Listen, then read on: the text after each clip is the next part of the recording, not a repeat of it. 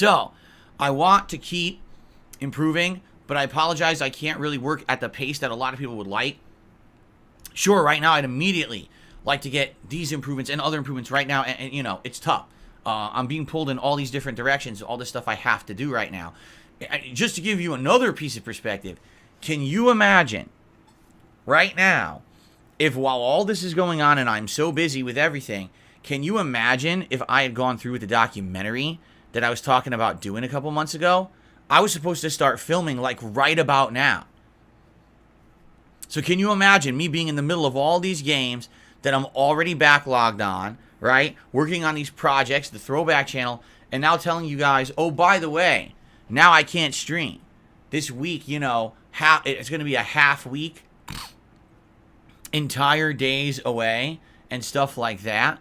You know. So, I mean, I think, quite honestly, I dodged a big bullet there. And what I mean by that is not to say that working with a documentary with Mike Clum is a bullet, but I don't think that, honestly, with the situation I'm in my life, right, that I would have been able to handle that at all. It would have been overload. And again, as I've already reiterated previously, imagine if I was trying to do that. Now, the thing is, this is very important. You know, a documentary about me would have had to be done well, and basically, imagine if I'm just like at my wit's end, stressed out, overworked, and now it's going to end up not being that good, right? Because, you know, it's just as much Mike Clum working on a documentary as it is me. You know, I would be a major part of the input of this thing. Now, how am I going to be creative? How am I going to be entertaining? How am I going to be going around different filming locations and doing all this kind of stuff when I'm already exhausted to my wit's end, right? I just don't think it would have worked, being honest, especially my lifestyle with how much that I work and everything. Imagine if, like, these weeks, I was like, by the way, guys, 3 days this week I can't stream at all. The other 3 days, it's half days. Just because I'm, you know, filming all over the place. Oh, by the way, I also have to work on my taxes this month. Oh, by the way, we're in the midst of 300-hour games that I'm never going to finish, and there's more coming that I have to skip all of them now because I'm working on a documentary, right?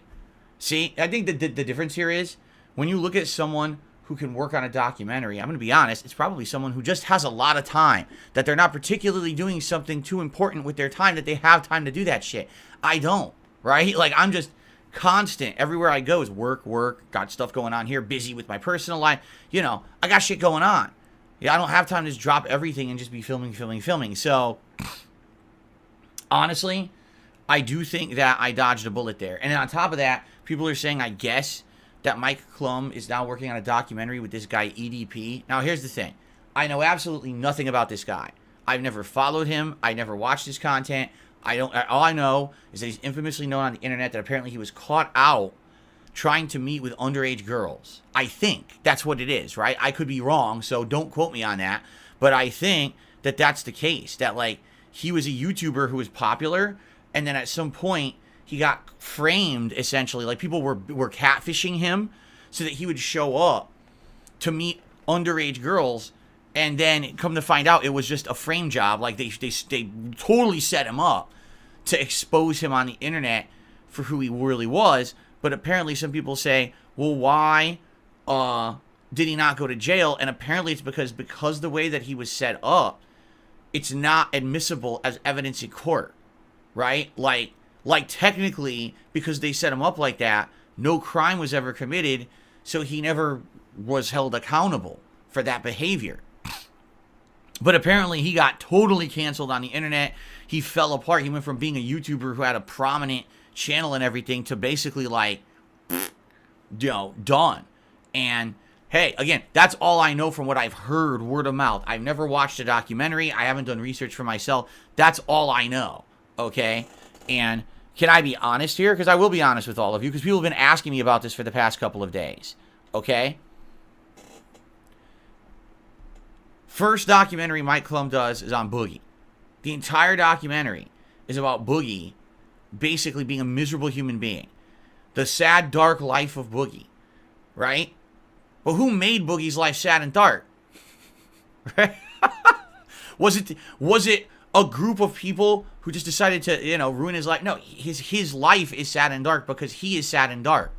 And when you watch that documentary, you see the things in it that, he could improve, he could change for the better, and he just doesn't. He keeps engaging with trolls on social media. He keeps doing the awful life behaviors. He's a miserable wretch because of his own decisions and actions that don't change. Correct?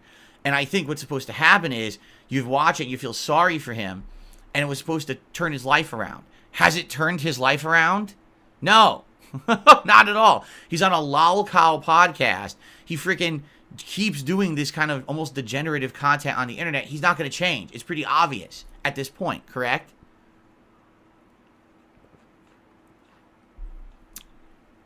So then, Mike Clum comes to me and says, I want to do a different kind of documentary with you.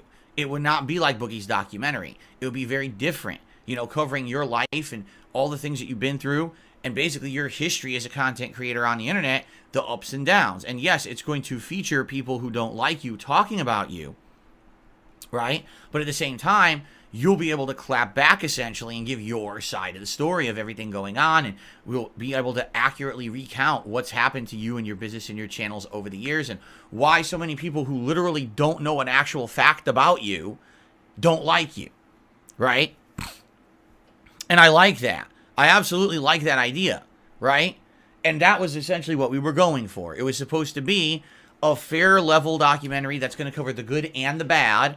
But basically, if you watched this, it wasn't a pity party documentary. It was going to be more of an honest, and there was going to be some comedy in it, and there was going to be other things in it. It was meant to be an entertaining piece. When you're making a documentary that's like 90 minutes long, you want people to be enjoying every second of it, not on board in this part or whatever, right? So there was going to be all that stuff, right?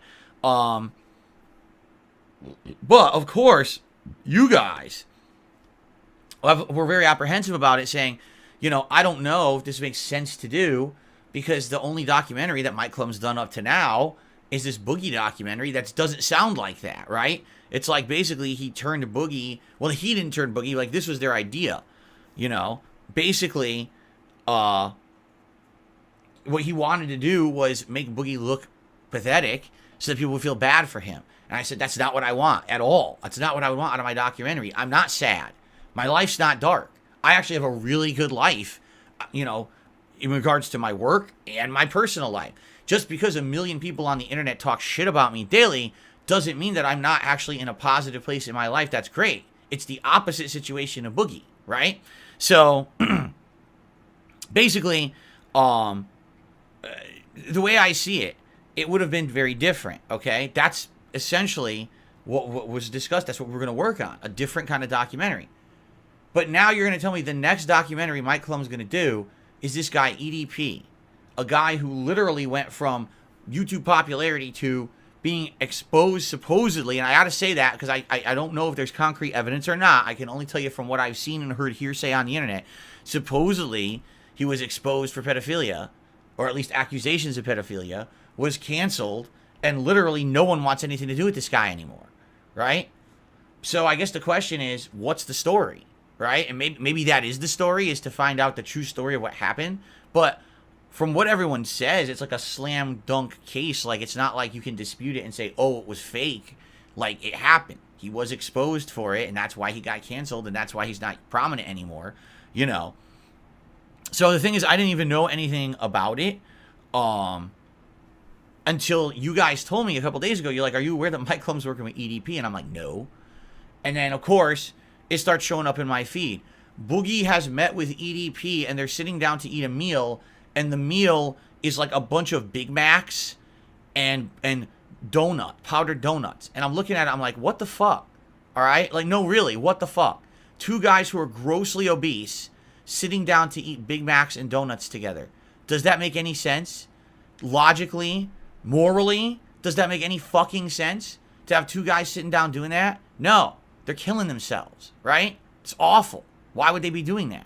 And then I guess they released a bunch of other, like, production stills of, like, EDP posing in front of a camera dramatically for what's going to be a documentary. And, to be honest here, I think that's about it for me. Well, you're going to tell me that there's going to be a guy who essentially has been exposed for pedophilia on the internet, canceled because of it. What's the story to tell there? Exactly. Maybe, unless there is some secret story that no one knows about, that actually this whole thing was a screw job and none of it was true, right? At all.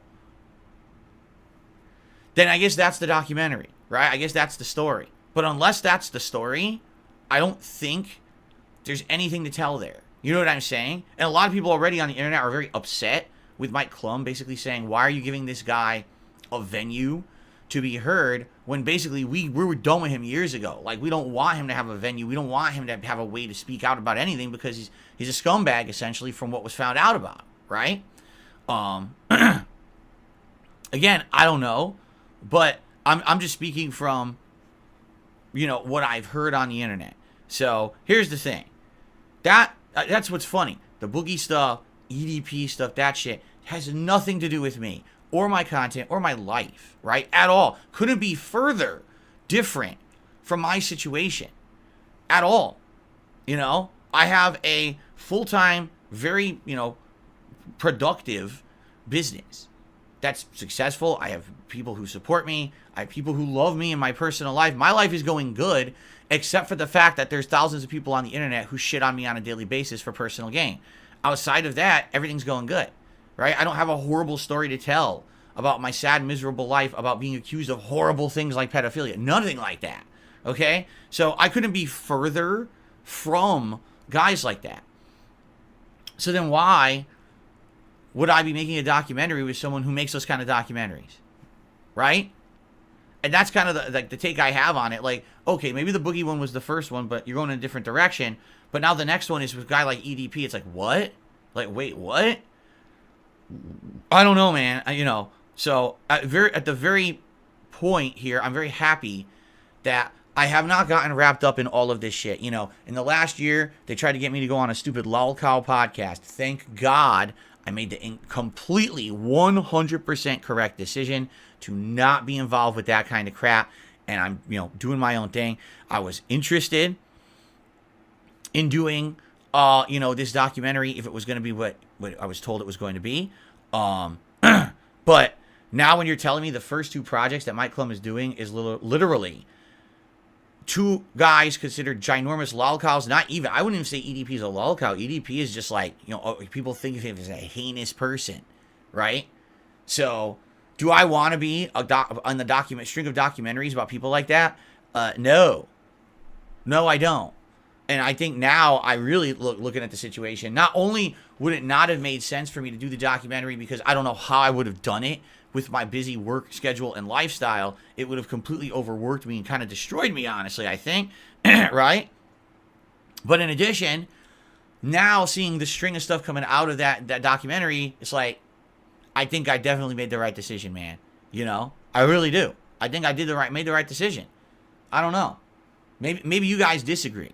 Because again, if things did go forward the way that we had discussed, which is what I've been transparent with all of you about, that it was not supposed to be that kind of documentary about a lolcow or a horrible embarrassment or a person with horrible history. It was supposed to be, hey, here's a normal guy running a business, did it his own way, and over the years reacted poorly to the criticism on the internet, and then people just learned to hate him for reasons of personal benefit, and here's that story, right? Now, love him or hate him, go check out his content, and if you like it, good for you, right? If you don't, oh well, at least you got to know his full story so you understand the references you hear all the time. Like, that was supposed to be the point, right? So, anyway, I don't know. I'm actually, perhaps, right, did the right thing here, Because it's funny, like, someone like Bill Williams says, Mike Clum is appealing to a certain type of audience and demographic. I don't think that the final product would have reflected what you intended it to be. Maybe you're right. The thing is, in life, you don't know. You don't know. What you don't take chances on, you don't know what's going to happen. But here's the thing. Last year, I took a chance on an interview that originally I didn't even want to do. I was supposed to be a guest on a show. And it turns into this interview, and the interview essentially becomes a 3-ring circus of detractor drama that then benefits detractors for how many months and ruins everyone's experience here on my content for like many months. And I learned from my lesson on that. I really did. Like, if that hadn't happened, likely I might have gone through with this documentary. But after last year, I think I've learned my lesson to stay away from this drama shit. That it doesn't help anyone around here, right? Like I said, maybe there will be one day when I decide that a documentary makes sense, okay? Right? For now, I don't think so. For now, I don't think it makes sense. Number one, I can't fit it in with my life as it is. And number two, I believe it would very much just bring way more drama to this community than anything else. And what's the point of that, right? Who benefits from that? Some people do. Boogie thought he did. Boogie thought he benefited from drama. I think that's the problem. Like someone like Boogie, he literally thinks that all he'll ever get attention for the rest of his life is fabricated drama on the internet.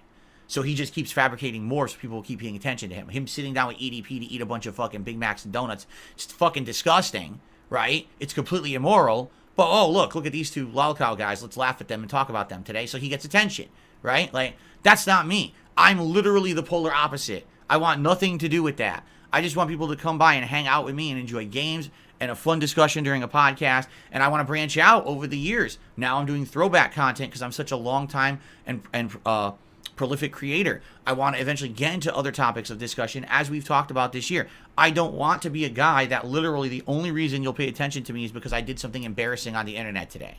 Okay?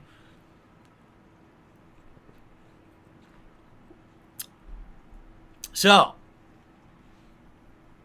there you have it. I'm avoiding it. I'm glad I did. Okay? So there you go. And no, so people are being so stupid because again, what is it with these people who think that life is black and white? Because like literally now people in the chat, oh, so that means Mike Clum is a detractor. No, it doesn't, stupid. And just saying that is incredibly stupid that you would even say something like that. What are you talking about? Life is not black and white. I keep telling you this. There's many shades of gray and many compromises and middle of the road things. This is where reality is. It's not either someone absolutely loves you or absolutely hates you. Either they're your biggest fan or your biggest detractor. No, I feel like Mike Clum would have done a neutral take.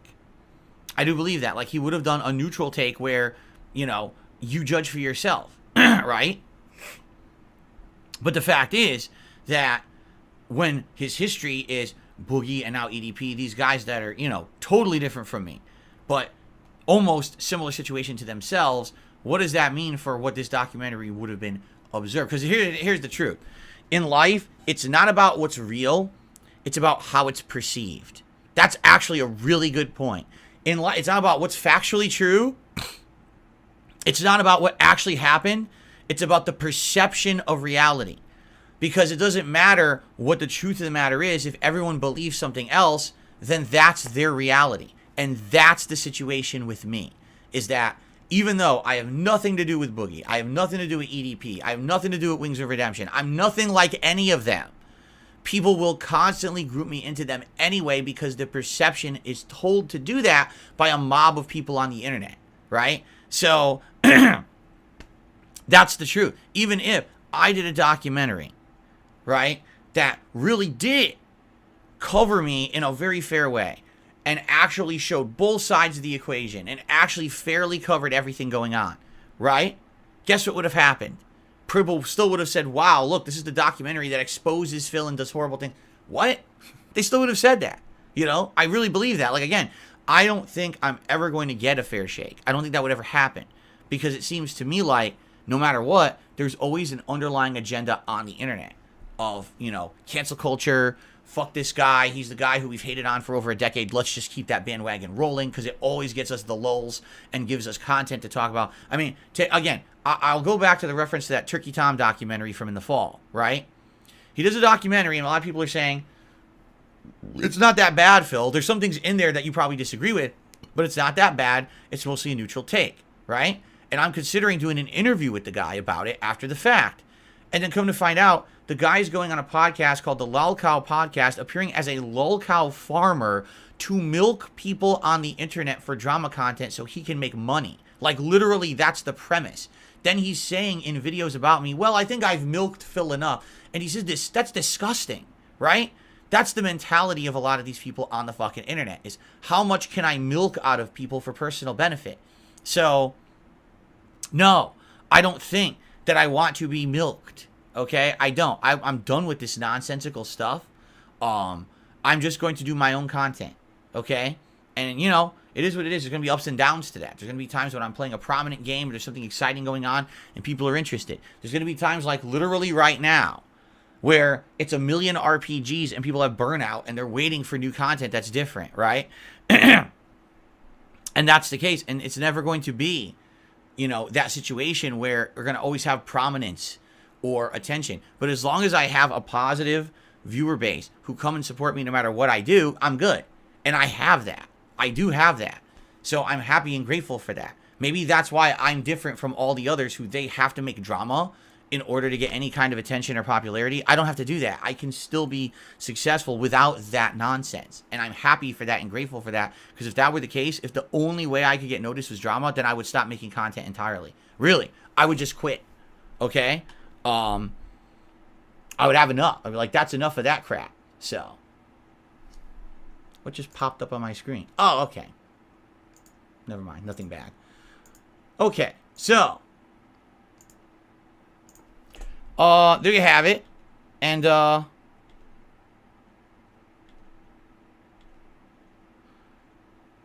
we go. Yeah, everything froze for a second and then it worked. I guess I had a blip there. Okay, cool. Are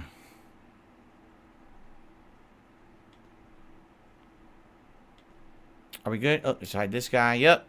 Basically, a bunch of idiots showed up to talk shit when I was saying that. Because, they don't like reality. They like to live in their parallel dimension and they don't believe reality for what it is. So fuck you and get out of my chat. Okay. What happened? There was a blip over here and then a bunch of people got banned at the same time for being trolls. So that's what happened. Okay. Anyway. So that's that. I'm happy I didn't get involved in that. I'm so busy I probably wouldn't have done the documentary justice anyway. And now it seems like I've dodged a huge bullet. So I think I made the right decision. Thank you all for helping me with that too. I will say that. If it was only through your actual feedback, your actual input that allowed me to make the proper decision.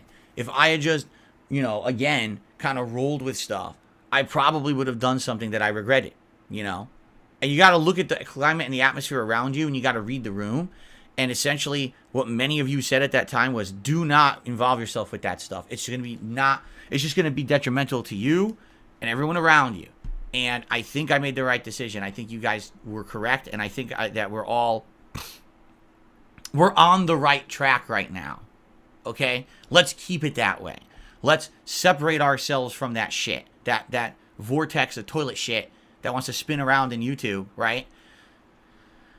Okay. Anyway, so thank you guys for helping.